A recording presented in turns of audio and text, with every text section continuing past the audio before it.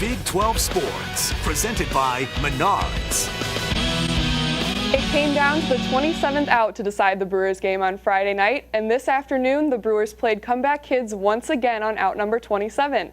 Out to Miller Park, Travis Shaw making his second career start at first base and looking like an all-star while doing it, his second homer in as many days. Brewers up 1-0.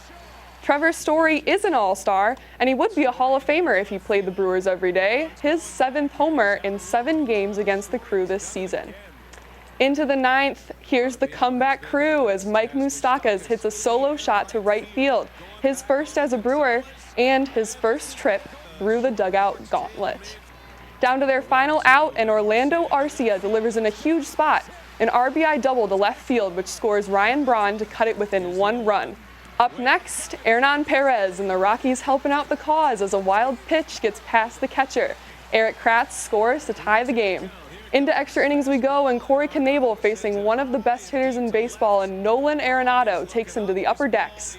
His National League leading 29th of the season is the game winner. Brewers lose 5-4 in 11 innings.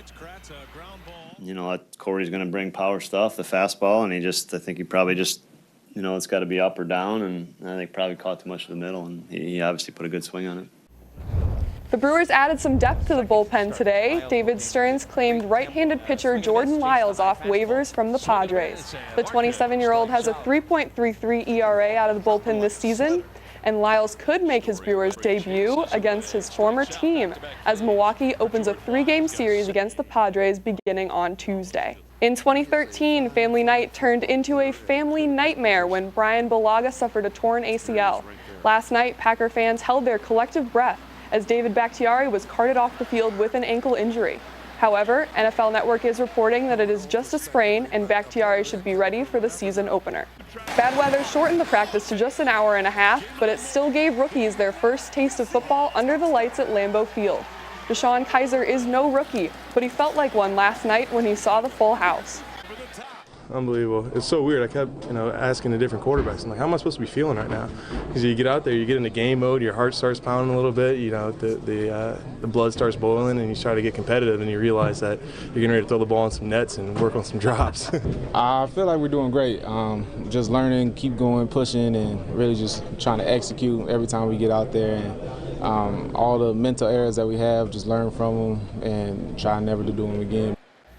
The Badgers continue fall camp this week, and they once again have a Heisman contender at running back. Jonathan Taylor finished 6th in Heisman voting after setting the freshman record last season, and he's motivated to be the best player in the nation this year.